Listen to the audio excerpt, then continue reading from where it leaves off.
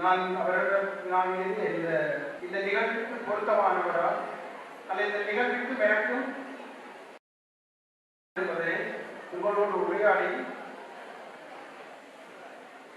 இந்த பொருத்தத்தன்மையோடாக வெள்ளாவி மத்திய கல்லூரியை சென்று படிக்கும் வரைக்கும் எனக்கு தமிழ் படிப்பித்தவர் திரு பரமராசா என்றவர். நீங்கள் எல்லாரும் இப்பொழுது முகநூலிலும் அல்லது ஏனைய சமூக வலைத்தளங்களிலுமே உள்ள புத்தகங்களை வாங்க முடியவில்லை. ஆனால் அந்த மாத வெளியீட்டில் ஒவ்வொரு பிரதியையும் எனக்காக வாங்கி தந்திருக்கிறேன். எனக்கு அது ஒரு சிறப்பான நிலைமையாக நான் கருதுகின்றேன். இரண்டாவதாக என்றும் மீசாவை புத்தூர் சந்திக்கு அருகிலேயே இருக்கின்றார். அந்த தென்மராட்சி மண்ணை சேர்ந்தவர்கள் என்பதனால் நான் இந்த தென்மராட்சியினுடைய தமிழ் தின அமைப்பு புவியியல் ரீதியாக ஆத்மார்த்தமாக இந்த தென்மராட்சி மண்ணோடு இணைப்பு கொண்டு, ஆனால் இவை மட்டும் நான் இந்த தமிழ் தின தாண்டி இந்த புவியியலின் பெரும் எங்கள் தமிழ் மொழியின் மிகப்பெரிய சமுத்திரத்திற்குள் உள்ளடக்கக்கூடிய ஒரு விடயம் முதலாக தொடங்கி வைத்த புகைப்படத்தினூடாகத்தான் ஒரு விஞ்ஞான ரீதியிலான கற்கையாக புவியியலை எங்கள் தமிழ் இலக்கியங்கள் சிறப்பாக எடுத்து காட்டியிருக்கின்றன. தமிழ் இலக்கியங்கள் புவியியலை பற்றி ஓரளவு தெளிந்த அறிஞர் எல்லா வகையான இலக்கியங்களிலும் வருகின்ற கற்பனைகள் முழுவதுமே புவி நாட்டை பற்றி வர்ணிப்பதாயும் சரி அல்லது ஒரு நதி அல்லது ஆறை பற்றி வர்ணிக்க அதனை சரியாக வர்ணிக்க முடியும். நிகழ்வோடு இன்னமும் ஒழுக்கமாக பிழைத்திருக்கின்றன. இந்த குழு இசையில் பாடப்பிள்ளை அல்லது இயற்கை அரசர்கள் சார்ந்த விடயங்களோடு மையப்படுத்தியதாக இருந்தது. ஆகவே இதற்கு மேலதிகமாக தமிழின் அத்தனை காவியங்களுடைய சங்க இலக்கியங்களில் இந்த புவி வெளியுறவியல் மிக தெளிவாக காட்ட இலக்கியங்களில் இந்த புவி வெளியுறவியல் மிக தெளிவாக காட்டப்பட்டிருக்கிறது. காடும் கார சார்ந்த நிலமும் உள்ளே என்றும் மலையும் மலை காடும் கார சார்ந்த நிலமும் உள்ளே என்றும் மலையும் மலை சார்ந்த நிலமும் குறிஞ்சி என்றும் வயலும் பயன்பார்ந்த நிலமும் மனிதமன் அதனுடைய தன்மைகளோடு குறிஞ்சி என்றும் வயலும் பயன்பார்ந்த நிலமும் மனிதமன் அதனுடைய தன்மைகளோடு அங்கே காட்டப்பட்ட குறியீடுகள் போன்ற பல விடயங்களோடு அங்கே காட்டப்பட்ட குறியீடுகள் போன்ற பல விடயங்களோடு இலக்கியங்களின் ஊடாக மதுரை காண்டம் வஞ்சி காண்டம் என்ற மூன்று ஊடாக மதுரை காண்டம் வஞ்சி காண்டம் என்ற மூன்று ஆகவே ஒரு புவியியல் அறிவியல் ரீதியாக மேலை நாடுகளின் நிலை எங்கள் ஒரு புவியியல் அறிவியல் ரீதியாக மேலை நாடுகளின் நிலை எங்கள் மத்தியில் பரப்பி இருக்கின்றது. அதில் நீங்கள் பார்த்தீர்கள் என்றால் இந்த புகார் இருக்கின்றது. அதில் நீங்கள் பார்த்தீர்கள் என்றால் இந்த புகார் வஞ்சிக்காண்டம் முழுவதுமே இப்பொழுது இருக்கின்ற கேரளாவோடு சேர்ந்த பகுதிகளை விவரிப்பதாகும். இப்பொழுது இருக்கின்ற கேரளாவோடு சேர்ந்த பகுதிகளை விவரிப்பதாகும். மிக குறிப்பாக உலகத்தெரியும் மணிமேகலை எங்களுடைய மிகப்பெரிய காப்பியம். உலகத்தெரியும் மணிமேகலை எங்களுடைய மிகப்பெரிய காப்பியம். வரவேற்புரை ஆற்றிய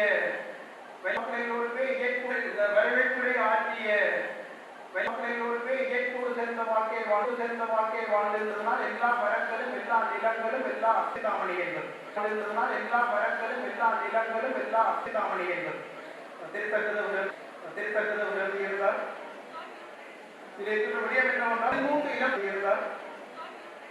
இதை விடயம் என்னவென்றால் மூன்று இளம்பகங்களில் 8 இளம்பகங்கள் அவருடைய திருமணத்தோடு தொடர்புடையதாக 8 இளம்பகங்கள் அவருடைய திருமணத்தோடு தொடர்புடையதாக அவர் கேள்விப்படாத மரங்கள் அந்த மரங்களுடைய பசுமையான கேள்விப்படாத மரங்கள் அந்த மரங்களுடைய பசுமையான இயல்புகள் போன்ற அயோத்தியை பற்றி குறிப்பிட்டது கம்பராமாயணத்தை பற்றி அயோத்தியை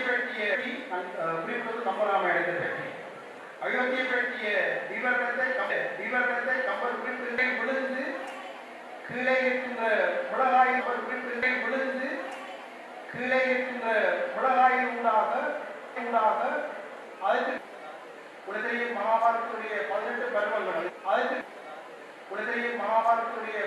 பருவங்கள் அதனுடைய அத்தியாயங்கள் 2 பருவங்கள் மிகச் சிறப்பாக குறிப்பிடுகின்றன. 2 பருவங்கள் மிகச் சிறப்பாக குறிப்பிடுகின்றன. நான் இந்த மகான்கள் வனவாசம் முடித்து அஞ்ஞாத வாசத்துக்கு போகின்ற பொழுது தங்களுக்கும் அல்லது மிக உயரமான மரங்கள் இருக்கிறதும் ஏன் அந்த வன்னி மரத்தை தெரிவு செய்தார்கள் என்று பார்த்தால் அது குறித்து அந்த வன்னி மரத்தை அடையாளமாக வைத்தவரோடு ஆயுதங்களை வைத்தால் கொள்ளலாம். நான் நினைக்கிறேன் என்று எங்களுடைய பிரதேசங்களில் வன்னி மரம்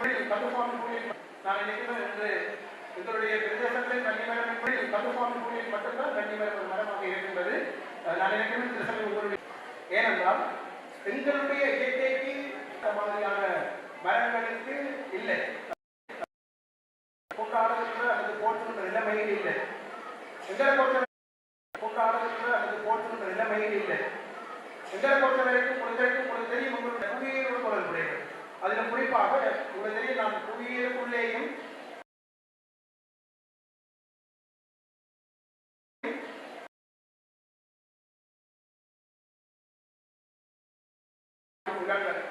ஆனால் இந்த 3 தொடர்புடையதாகத்தான் நான் எங்களுடைய பண்டிகைகள் விழாக்கள் போன்ற சகல விடயங்களை தீர்த்தமன்ற பண்டிகை ஒரு சம்பிரதாய பூர்வமாக அந்த கேள்வியை துப்புரவு செய்ய வேண்டும் என்பதற்காக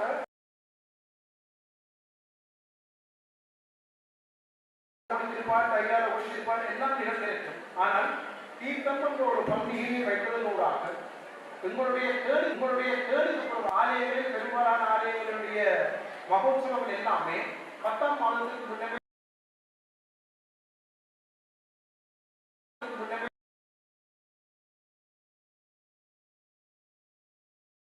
நாங்கள் இந்த கேணி தீர்த்தம் கொண்டாடுவதோடாக கேணியை சுற்றுலாவுக்கு வைக்கிறோம். இந்த கேணிகள் எல்லாமே இந்த கிரவுண்ட் வாட்டர் ரீசார்ஜ் பவுண்ட் வாசல்கள் நீங்கள் இன்று போட்டதை அனைத்தும் நீங்கள் பலர் இருப்பீர்கள். பரணியினுடைய மிக முக்கியமாக பார்த்தீர்கள் என்னுடைய கேணியினுடைய அமைப்பு அதாவது பொலிகள் அமைப்பு பொலிகளால் நீளமட்டத்தோடு இருக்கிறால் மழை பெய்த காலத்தில் கருதுகின்ற அவ்வளவு நீரும் நீளமட்டத்தோடு இருக்கிறால் மழை பெய்த காலத்தில் கருதுகின்ற அவ்வளவு நீரும் அந்த தொழிலுடைய அமைப்பு என்பது கிட்டத்தட்ட இந்த நிலமட்டத்தோடைய ஏன்னா அந்த நிலமட்டம் பல இடங்களில் சொல்லுகிறபடி அந்த வனப்பகுதி இறைவனின் பெயரால் தான் இன்று வரைக்கும் பாதுகாக்கப்படுகின்றது. இதுவே ஒரு பொது இடத்தில் இருந்து அதில் தெய்வம் என்றும் சொல்லிவிடுவார்கள் அல்லது பேய் என்றும் சொல்லிவிடுவார்கள். இந்த ரெண்டும் போதும் அந்த நிலத்தை பாதுகாக்க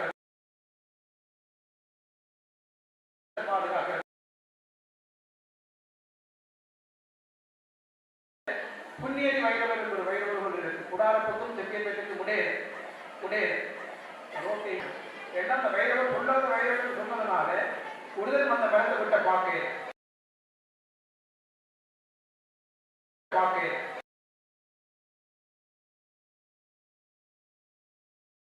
மொழியே எப்படி எங்களுடைய பண்பாட்டோடு நாங்கள் வளர்த்துக் கொண்டோம் என்பதுதான். நீங்கள் தமிழர்கள் தங்களுடைய ஆண்டு படங்கள் மொழியோடு இணைத்ததாக பண்பாட்டினுடைய தைப்பொங்கல் என்பது அனைவரும் வரையறுக்கப்பட்ட நேற்றைய தினம் ஜனவரி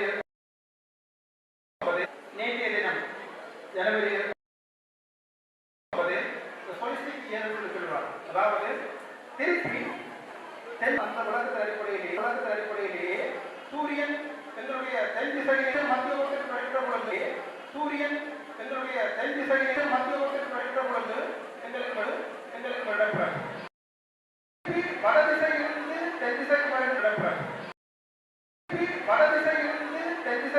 பொழுது ஆடிப்புறப்பு திருப்பி மத்திய ஓட்டத்தில் வருகிற பொழுது எங்களுக்கு தீபாவளி திருப்பியும் மத்திய ஓட்டுக்கு வருகின்ற பொழுது எங்களுக்கு தீபாவளி அடிப்படையை ஏற்படுத்த வேண்டும் என்பதற்காக உருவாக்கப்பட்டது.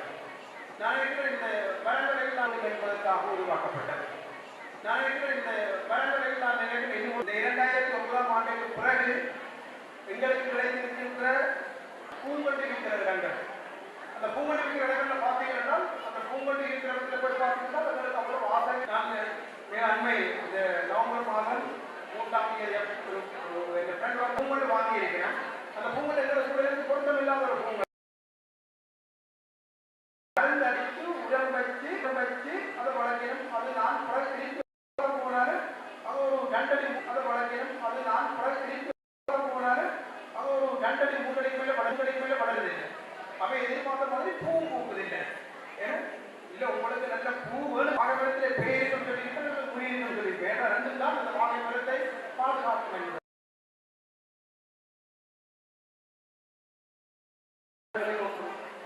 நான் நினைக்கிறேன் இன்னும் ஒரு 50 அல்லது 100 ஆண்டுகளுக்கு பிறகு இந்த தமிழ் அல்லது தமிழ் மொழி இல்லாமல் போய்விடும். பலருக்கு இதுவரைக்கும் அந்த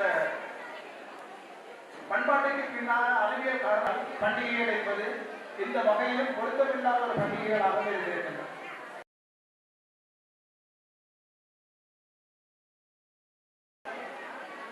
பல விடயங்களை இருக்கின்ற பல விடயங்களை ஒரு அறிவியல் காரணம் இருந்தது. அதற்கு பின்னாலான நிலைமைகளில் எங்களுக்கு பொருத்தமில்லாத நான் நினைக்கிறேன். நான் ஓரளவு எனக்கு வாசிப்பு விருப்பம்.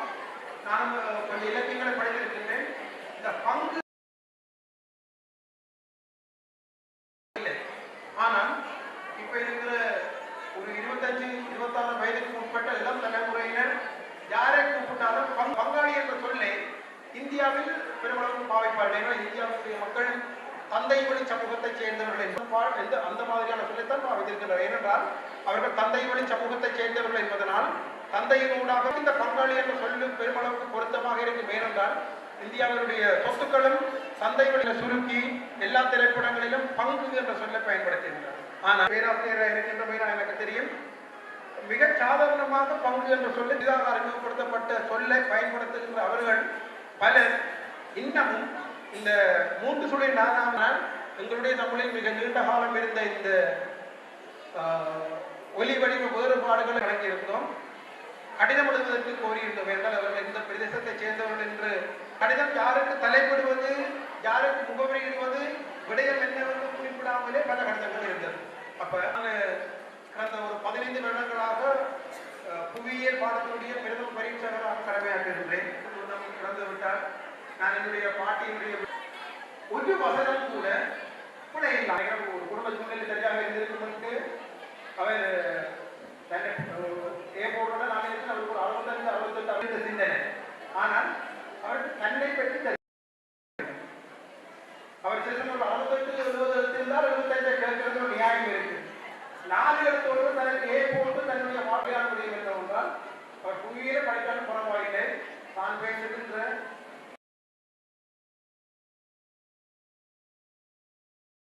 வருடத்தில் பரீட்சை எழுதுவார். 16-17 வருடம் பாவித்த மொழியை கூட ஒழுங்காக எழுத தெரியாது.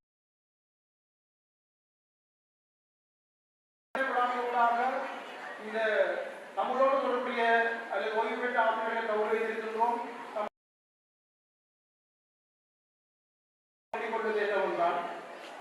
அறிவு என்பது காலத்துக்கு தானாக சேர்ந்துவிடும். ஏனென்றால் அறிவு என்பது பல சிறப்பான கற்பித்தலோடும் கேட்டல் வாசித்தலோடும் தான் கிடைக்கும். புத்தகங்கள் எல்லாமே எனக்கு பல பாட்டுகளுடைய அர்த்தம் தெரியவே இல்லை. நான் நகைச்சுவைக்காக பல இடங்கள் பிள்ளைகளா இருக்கு. எனக்கு தான் எனக்கு இப்ப 43 வயது, எனக்கு 43 வயது அது வழங்கிக்குது. ஆனால் இந்த சமுதாயம் அவர்களுக்கு என்ன சொல்லிக் கொடுக்கின்றது என்பது மிக லாபகமாக தெரியுது. அது பார்த்தாலே போட்டா தெரிய வேண்டிய அவசியம் இல்லை. நான் பண்ணியிருந்தால் என்ன தெரியவே இல்லை. நான் எனக்கு கணிதத்தை பாருங்க, அது போரோடு தொடர்புடையது. இப்ப இந்த சமுதாயம் உங்களுக்கு இருந்தால் மிக சிறப்பானதாக இருக்கும். நல்ல தூய தமிழ் பெயர்கள் இருக்கும். ஆனால் இப்ப தமிழில் தெளிவாக எழுதவும் தமிழை சரியாக உச்சரிக்கவும் கூறினாலே அவர்களுடைய மிச்ச ஆட்சியர்கள் இருந்தார்கள். அவர்களுடைய கணனி முழுவதுமே தொழில்நுட்ப ஆற்றல் அவ்வளவு கேஸ். அது நான் ஏன் அவர் என்பது அறிவியலை பெற்றுக்கொள்ளும் தடையே கிடையாது. நாங்கள் அதற்குரிய வாய்ப்பை ஏற்படுத்திவிட்டால் விடயம் என்னவென்றால் எங்களுக்கு நான் ஏற்கனவே கல்வி கல்வி படைப்பாளர் ஒரு உண்மையில் அது ஒரு பெரிய துர்ப்பாக்கியமான நிலைமை. எங்களை பொறுத்தவரைக்கும் எங்கள் சமூகத்தில் ஆங்கிலம் தெரிந்தவர்கள் செய்ய வேண்டிய மிக சிரமமாகும். ஆகவே வேற்று மொழி தெரிந்தவர்களுக்கு அல்லது சமூகத்திற்கு பயன்படக்கூடிய நூல்களை எங்கள் மொழியை கொண்டு வருவது என்பதுதான். முதலாவது மொழிகளில் அந்த முதலாவது மொழி கூட்டங்களில் தமிழ் மொழி ஒன்று. நான் மலேசியாவில் ஒரு 4 வருடம் ஆங்கில எழுத்துக்களை கொண்டிருந்தேன். இப்போ நான் அங்கே எனக்கு படிப்பின் டீச்சர்களுக்கு உங்களுக்கு உதாரணமாக பார்த்தீர்கள் என்றால் மலாயில் பாபா என்பது அப்பா அப்பா என்று அழைக்கப்படும். பாபா ஒன்று நான் நினைக்கிறேன் இது ஒரு 5 அல்லது 6 வருடங்களில் ஒரு அமுத்திருந்த ஒரு பெண் திருமணமாகி கற்பம் தரித்த 3 மாதத்திலிருந்து நான் படிப்பிக்கிறேன். 3 வழியில் தான் படிப்பிக்கிறேன். ஒன்று ஸ்டேட் நாட்டினுடைய வரலாறு, 2வது கணிதம். அதனாலதான் நான் பார்த்தா கிருஷ்ணர் சுபத்திரைக்கு இந்த மகாபாரத ஸ்டேட் போன்ற நாட்டவர்கள் இன்றைக்கும் அது தங்களுடைய வாழ்க்கையில் மொத்த நிலப்பரப்பு 20,483 சதுர கிலோமீட்டர். நாங்கள் 20 கம்பெனியின் டிசைனர்ஸ் நீங்க பார்த்தீங்கன்னா கம்பெனி உங்களுக்கு இருந்தால் சேர்ந்தவர்கள் உங்களுக்கு எங்களுடைய சொந்தக்காரர் நாங்கள் விரும்பினால் தான் எங்கள் நாட்டுக்கு காசு அனுப்பிவிடும். ஆனால் ஸ்டேலை கேட்டு என்னை பொறுத்தவரை நாங்கள் இந்த சிறுவர்களை அல்லது இளைஞர்களை குறைக்கும் சூழலை ஏற்படுத்தவில்லை. ஆகவே அன்புக்குரிய ஆசிரியர்கள் உங்களுடைய வகுப்பில் மாணவர்கள் நான் அது போட்டியிருந்தது. நான் நினைக்கிறேன் முன்னிருந்த கற்பித்தல் முறை அப்படித்தான். ஆசிரியர் இருப்பேன், மாணவர்கள் வாசிக்கவரும் அந்த பயிற்சியை அழைத்தமைக்கு எங்களுடைய மனமாற்றங்களை தெரிவித்துக் கொண்டு எங்களுடைய தமிழ் மொழியை வளர்ப்பதற்காக நாங்கள் ஒரு மிகச்சிறந்த தமிழுக்கு மிக புதிய நல்ல முகாமைக்கு காலையிலே மாற்ற வேண்டும். எனக்கு அதை தமிழ் எழுத வேண்டும் என்ற ஆர்வமே எங்களுடைய உங்களோடு இணைந்து பணியாற்றி வரை கூட்டிக் கொண்டு இந்த சந்தர்ப்பத்தை எனக்கு